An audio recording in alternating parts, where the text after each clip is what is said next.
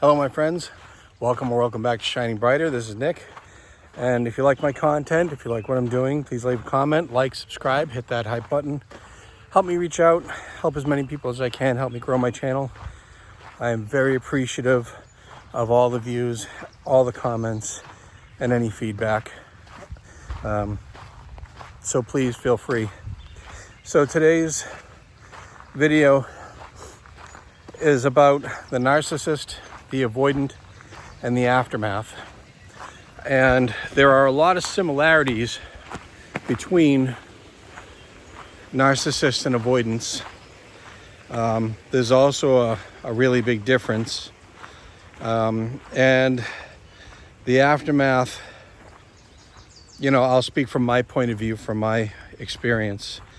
And as always, I'm just offering you guys my perspectives, my experiences, my point of view. I don't believe everything I tell you is right or the only way.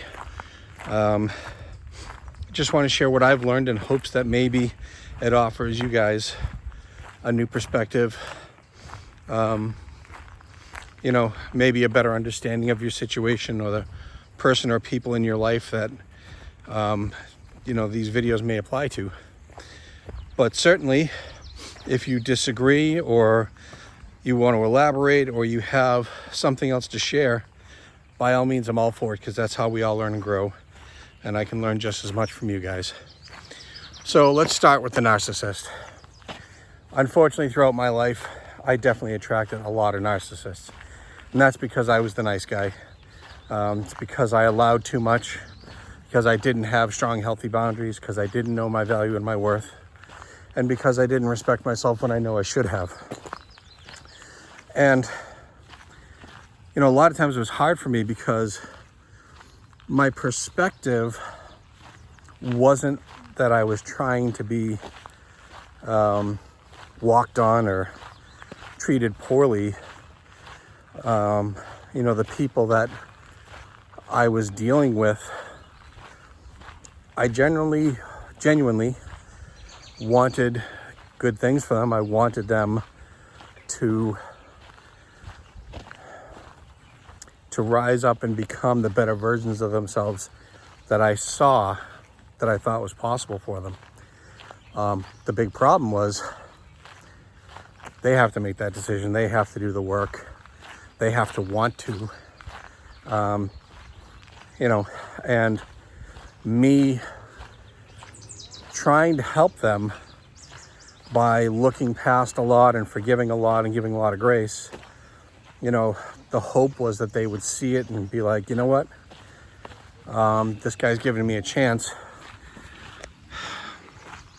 Maybe I can become better. Unfortunately, it's just not how human nature works. By and large, I'm not saying for everybody, but especially with narcissists. So the narcissist is probably the most unhealed and broken person you will ever meet. And I want to make it clear that as I talk about this, I'm not trying to bash anybody, hurt anybody, speak ill of anybody, because I don't know what led these people to become who they are. I don't know what experiences or forces or traumas shaped them. I'm strictly explaining from my experience what I see, how they become what they are, and why they do what they do. I don't wish anybody ill, no matter what they did to me or what they're still wishing for me, because I do believe in karma. And I also believe that if nobody ever offers these people grace and forgiveness, and nobody, whether it be your own or you ask the universe to send positive energy their way, if nobody does that, they don't stand a chance at growing and evolving and becoming better people and shedding those narcissistic ways. So keep that in mind. So from my experience dealing with narcissists, they will come into your life and, they'll start off being really nice to you and, you know, treating you well and, you know, giving you some praise here and there. But chances are they're doing stuff behind the scenes to try and hurt you. They're talking poorly to other people, speaking out of both sides of their mouth, presenting themselves as a friend, a mentor, somebody that can help you, while systematically trying to destroy you right behind your own back.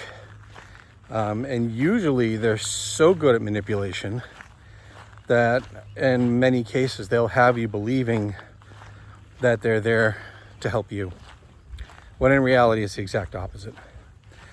Now, the reason they do this is because, like I said, they are the most broken, unhealed people you'll ever meet. And the only way for them to feel better about themselves is to take people that they see as maybe they perceive being better than them, higher frequency, smarter, stronger, whatever superficial nonsense they're hitching their wagon to. And because of that, it makes them feel inferior, even if you're not doing anything to promote that. You could be, you know, like I was, trying to help them see that they could become such better versions of themselves. Yet they can't see it, or they just don't want to face it. Fear is a big issue. Fear and ego and pride are huge issues with narcissists and avoidants. So the narcissist, when they do these things to you, it's intentional. They know what they're doing, you know, and deep down they know it's wrong, but they can't help themselves because, again, it's the only way that they know how to make themselves feel better is if they're bringing you down and making you feel worse about yourself. It's really a very sad thing. I wouldn't want to live my life that way. But it is what it is. And they will literally shake your hand while reaching around to stab you in the back. And they won't feel bad about it. At least not in the moment. Maybe never. It all depends on what forces come into their lives to try and snap them out of it. Karma's a really, really, really tough teacher. If you don't get the lesson the first time, then every time after it gets more harsh. And again, you know, I don't wish any of these people ill, because I wouldn't want to be them in the first place. But I mean, how many times can you be, you know, hit over the head with the same lesson before you let go of your ego and your pride and you choose to be, choose to make a difference in your own life? So that is the beginning of where we'll start with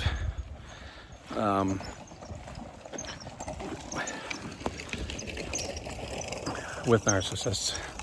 Excuse me, I'm trying to keep people out of the shot here. So let's go over to the avoidant for a little bit now. So the avoidant is similar in a lot of ways. They are hurt, they are broken. And you know, when I say broken, don't think that I mean completely or, you know, they can't function at all or anything like that. But they deal with more than most people are. And avoidance, much like narcissists, have dealt with some harsh situations in life. A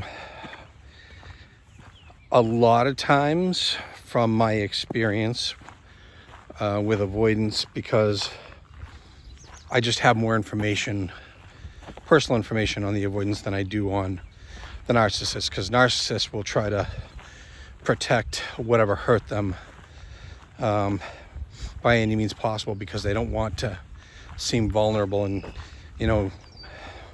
give what they would appear to be a way for their enemies to hurt them back. In my case with avoidance, it usually stems from family issues. Maybe they grew up with parents who themselves were avoidants or narcissists. Maybe mental illness. Maybe they only grew up with one parent because one parent abandoned them. Or maybe both did and they grew up in a foster system. Regardless of what the reason is, the result is the same. They become very hurt, which is completely understandable. I mean, as children, we are not equipped to deal with those kind of things, because those are the things that shape us to become adults. And if you're not equipped to handle it when you're young, even if you're fortunate enough to have people who are around you to support you and get you into therapy, it still can be very damaging to the psyche depending on the person. Now, the avoidant, the difference between the avoidant and the narcissist is where the narcissist intentionally goes after you and tries to hurt you while trying to be your friend. The avoidant will genuinely probably want to be your friend, or maybe it's a co-worker situation, or maybe it's a romantic relationship. But they at some point will feel like maybe they're not good enough for you. Maybe you deserve better. Maybe they're afraid that you'll abandon them, just like that parent or whoever it was in their childhood that abandoned them. And maybe, they just figure, hey, this person, logically, they seem to be a good person and I feel like I can really trust them, but, I'm not going to take that chance of getting hurt. And they will push away, sometimes little by little, sometimes slowly, sometimes they'll just cut you off, and sometimes it'll dwindle and then they'll just ghost you and disappear. And, if you don't understand what you're dealing with, then you're left wondering why or what happened, and, did it have anything to do with you? Was it your fault? In my case, it was not my fault for any of these people, except for the fact I had to take ownership of what I allowed to happen before I learned my worth and my value and my self-respect.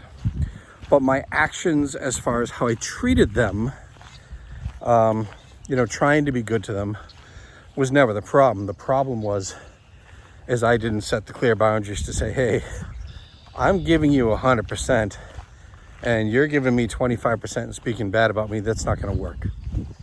That was one of the big lessons I learned from dealing with both people. So again, the narcissist is intentional in their efforts to hurt you and making themselves look good.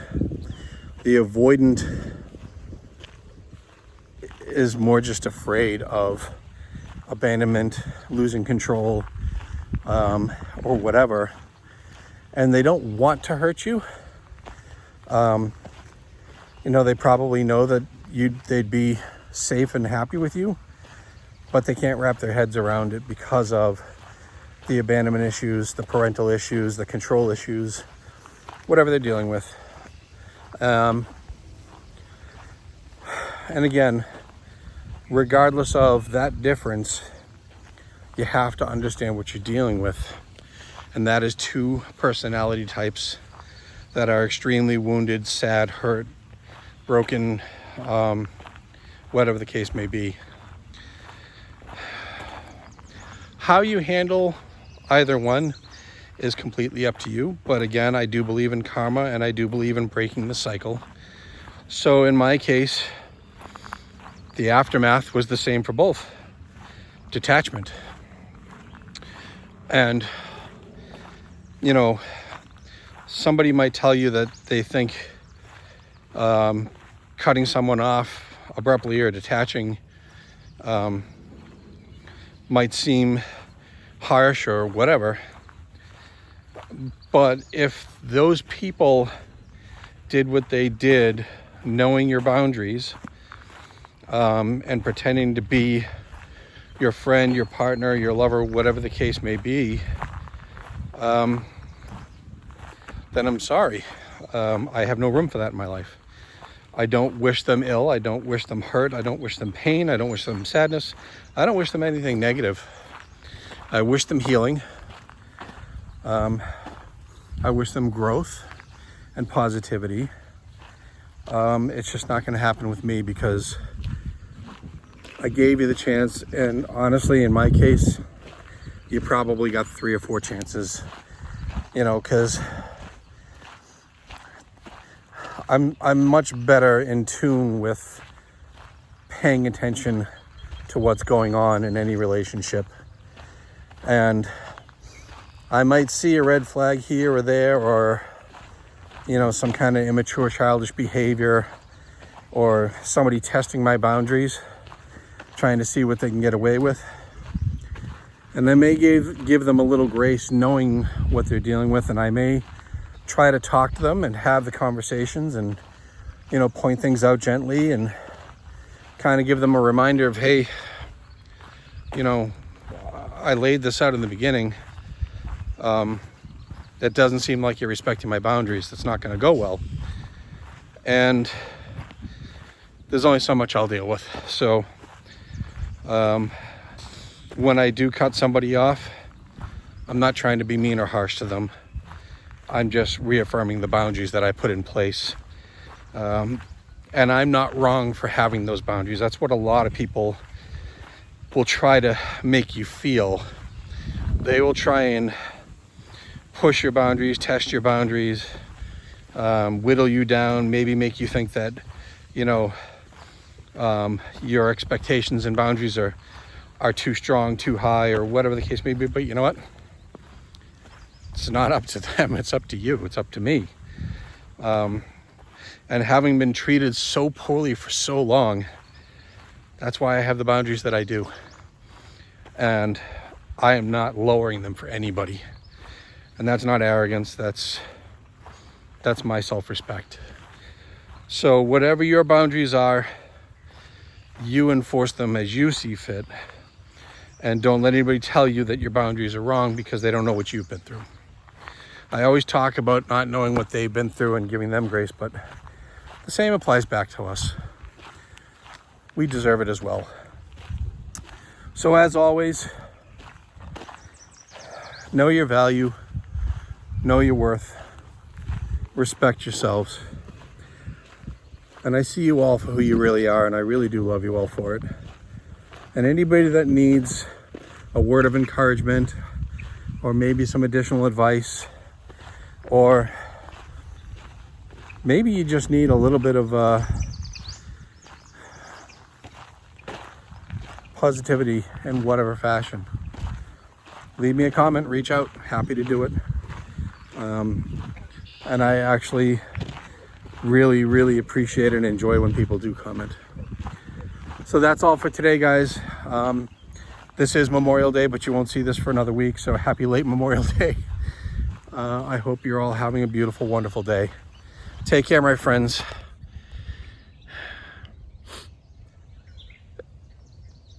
don't lessen yourselves for anybody.